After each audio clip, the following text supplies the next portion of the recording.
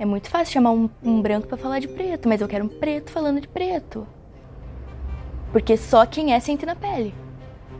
Não é só um reparo, porque se fosse para reparar, a gente não tinha essa discrepância ainda, essa discriminação ainda. Então não está reparando nada.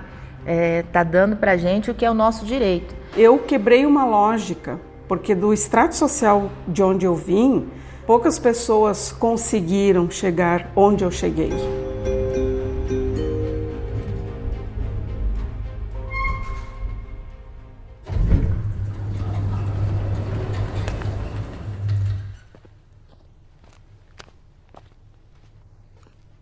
Eu sou Andréa, sou formada em letras, pedagogia, tenho especialização em educação infantil e língua portuguesa.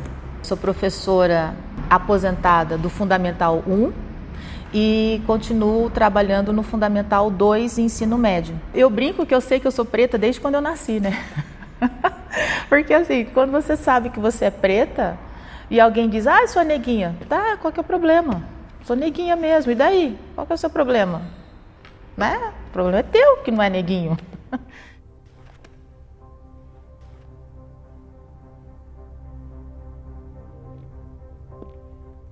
Eu sou a Rawane, eu tenho 22 anos, sou fruto de uma relação assim, de uma mãe solo.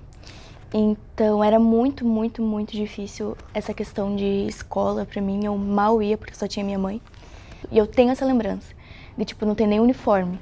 Eu me autodeclaro como uma mulher preta. Por mais que me digam o contrário, muitas vezes. Meu nome é Ana Paula Pereira Ferreira, eu tenho 26 anos, eu sou professora, dou aula particular agora. Eu sempre morei em Colombo, continuo morando lá, com meus pais, aí eu sempre estudei em escola pública também. Primeiro fui pra creche, né? Eu já fui pra creche com acho que uns 4 meses, porque minha mãe... Ela só pôde ficar comigo durante a licença e depois eu já fui pra creche junto com ela, na mesma creche que ela trabalhava, como professora. Uma coisa que eu sempre ouço bastante, assim, que é, eu nem sou tão pretinha, eu não sou tão moreninha, ou, vamos falar que eu sou escurinha, mas não é tanto, assim, é um marronzinho, um chocolate, assim, pra dar uma apaziguada naquela, do que seria visto como uma coisa ruim, né? Eu sempre me entendi como morena, sabe? E depois que eu aprendi que morena é referente à cor do cabelo, eu entendi, então eu não sou morena, então eu sou, sei lá, parda.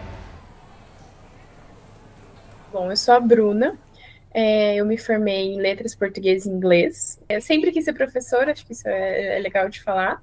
Eu sempre brinco eu tenho uma amiga que ela é asiática, é japonesa, e aí a gente sempre fala sobre, daí eu sempre brinco com ela que eu me acho preta demais para ser parda e parda demais para ser preta. Então eu queria uma subdivisão entre os dois ali. Mas pensando no Brasil, de pessoas que são muito retintas, eu acabo me enquadrando mais como parda. Quando eu me declaro como pessoa parda, eu não estou reivindicando o lugar de uma pessoa preta, porque as minhas experiências vai ser diferente de uma pessoa preta e de uma pessoa parda. Até porque o meu tom de pele, ele vai sofrer alguma forma de violência, mas o tom de pele escuro também, a pessoa ela passa por outras situações. E essa violência, ela vai partir dentro de casa dela para o mundo exterior. Ela começa em casa e vai para o mundo exterior. O Munanga, e ele diz que a questão da negritude não é uma questão de quantidade maior ou menor de melanina, mas é a inscrição política nas questões negras e, sobretudo, se perceber como um sujeito que, historicamente, não necessariamente você, mas o teu segmento, historicamente, não tem as mesmas condições de acesso do que as outras pessoas que não são negras, né? Então, e ele diz que, tendo em vista isso, o pardo é igual ao negro, pensando politicamente. Demorei muito tempo para voltar a fazer as tranças, porque na primeira série tinha um menino sentava atrás de mim, o nome dele era Tarcísio. Lembro disso tudo certinho. Minha mãe fazia 2 tranças que vinha assim. Aí ele pegava as minhas tranças e puxava atrás e fazia assim, o tempo inteiro. Professora, tá fazendo isso? Para. Aí uma vez que ele puxou muito forte, eu me virei com o lápis assim, puf! E meio que machucou a mão dele quando eu me virei. E aí o machucado sangrou, foi aquela coisa toda, Andréia, você não pode fazer isso, Andréia, aquilo. E eu fiquei pensando, essa recordação é muito nítida na minha cabeça. Eu falei, nossa, esse moleque me encheu o saco o tempo inteiro. E aí quando eu vou falar alguma coisa com ele, que eu reajo, eu fui errada, né? Eu me descobri negra do meio escolar. Foi na escola. Eu acredito que é o lugar onde a gente passa mais tempo. E tá mais propenso a sentir, sabe? Eu tinha 13 anos, estava no 9º ano, num colégio estadual, e tinha um menino, que eu não me lembro o nome, nem o nome, mas eu lembro, que eu achava ele muito bonito. E falei para uma amiga minha, e minha amiga falou para ele, olha, ela te acha muito bonito. E ele falou, desculpa, mas eu não namoro com meninas negras. E até então eu não sabia que eu era negra. Eu não fiquei triste por ter levado o fora. Eu fiquei triste por ele ter falado que eu era negra. Porque era algo que eu não era. Eu cheguei em casa, me olhei no espelho e falei, putz, ele tem razão. Ele tem razão. Foi ali que eu me descobri com 13 anos. Como meu pai é retinto, então, na minha cabeça, assim, não foi nunca uma surpresa, assim, sabe? Eu acho que tem alguns momentos ali que eu fui descobrindo o racismo de uma forma mais forte, mas nunca foi uma surpresa, assim, tipo, sou negra. E eu acho que foi no ensino médio ali que eu comecei mais a me ver como uma pessoa preta, e de me aceitar. Eu acho que é essa questão, sabe? Tipo, já sabia, mas de me aceitar, de aceitar os meus traços, de querer me relacionar com pessoas negras também. Nossa, foi só no ensino médio, que antes só queria pessoas brancas. Quem nunca? E eu lembro que quando eu estava no doutorado na URGS, falando numa rodinha na hora do café, né, aí que a gente estava se conhecendo, eu disse, eu sou do Rio Grande do Sul. Aí um colega olha e disse assim, como assim você é desse jeito do Rio Grande do Sul? Aí eu me perguntei, como assim essa pergunta, né? Porque para mim era óbvio, eu estava lá, eu era de lá, qual seria o problema? E aquilo me deu start para pensar que eu era diferente, né? Quando o Guerreiro Ramos coloca esse branco entre aspas, eu consigo entender as diferenças. Que daí ele faz um apontamento que para mim foi tipo muito forte. Que daí ele faz a comparação que pessoas negras na Bahia, lá em 1970, que é o recorte que ele faz a partir do censo, que ele faz de como aquelas pessoas se enxergam, as pessoas que colocam como pessoas brancas, que vão se reconhecer como pessoas brancas, no Sul elas jamais seriam reconhecidas como pessoas brancas, elas seriam reconhecidas como pessoas pretas. E aí ele faz essa comparação entre esses dois, e aí ele vai colocar esse branco entre aspas, que seria essa população que não se reconhece como pessoas negras, mas elas jamais serão reconhecidas como pessoas brancas.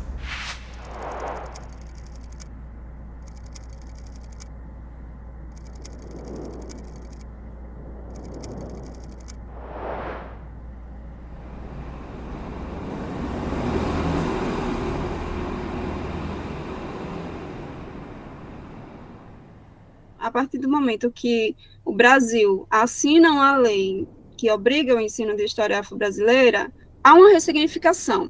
O aluno ele vai ter um outro olhar sobre o que é ser negro, sobre a sua história, porque se a história é contada só a partir do olhar do colonizador e não traz os heróis negros, não traz os filósofos negros, os engenheiros negros, não traz esses personagens que fizeram história no Brasil, parece que só as pessoas brancas fizeram história. E isso coloca o aluno, o ser humano, em um lugar de não pertencimento. Quando eu tive acesso a isso, a questão da história dos negros brasileiros foi de uma forma totalmente errada, né? Eu aprendi que a princesa Isabel aboliu a escravidão. Não é bem assim, entendeu? Não foi desse jeito. Quem aboliu a escravidão foram os negros, entendeu? Foi a resistência, foi a luta. Quando nós temos nos livros didáticos de história, esses mais tradicionais, o registro da história da escravidão negra, a gente vai ter fatos, datas, como se as coisas fossem naturais. E aí, essa história é fechada com o advento da Lei Áurea, a assinatura da Princesa Isabel como uma benesse, e é silenciado todo o processo de resistência, de luta dos quilombos, os movimentos abolicionistas. Isso não era contado. Mais recentemente, a perspectiva da história tem tem tomado outros rumos. Eu acho que esse buraco ali entre o ensino fundamental 1 e o ensino médio, né, ficou faltando referências, ficou faltando conhecer, né. Lembro de ter muito problema, foi nessa época também que eu alisei meu cabelo, que eu fazia progressivo, fazia henna, que é aquele que deixa preto. Então eu acho que nessa época, assim, né, que você tá ali pré-adolescência, assim, eu acho que é a mais forte. Lembro também que eu acho que no ensino fundamental 2 eu não tinha professores negros. Eu tive uma professora negra no ensino fundamental 1 e no ensino médio, uma também. De fato, comecei a entender bem, assim, né, sobre questões de raça, classe, porque eu comecei a frequentar o cursinho popular. E lá tinha uma professora, a professora Pamela, que ela conseguiu passar esse conhecimento, sabe? Ela conseguiu me ensinar para que eu melhorasse um pouco a questão de baixa autoestima, que eu ainda tenho, mas não é como era antes. Consigo me defender melhor se alguém falar alguma coisa para mim, mesmo ali na brincadeira, eu me defendo quem está comigo. No ensino médio, eu estava em um colégio militar aqui de Curitiba. E lá, sim, lá houve letramento racial devido às aulas de filosofia, sociologia. E como a gente estava inserido num meio militar, era necessário. A partir do momento que começou o meu letramento racial, eu tive mais contato com a minha família paterna, né? Meu pai, que foi ausente a vida inteira. E eu fui atrás e eu comecei a ter contato com ele e descobri por um acaso que ele faz parte de uma afro-religião. E eu comecei a frequentar e eu gostei. E hoje eu sou um bandista. Acredito que se não fosse o letramento racial que eu tive lá com 14, 15 anos no ensino médio, eu não teria tido a curiosidade de estar numa afro-religião. Senão eu não teria passado pela cota racial, por exemplo. Se eu não tivesse tido o letramento. Eu não teria essa consciência, eu não teria minha religião. Eu não teria muita coisa do que eu tenho hoje.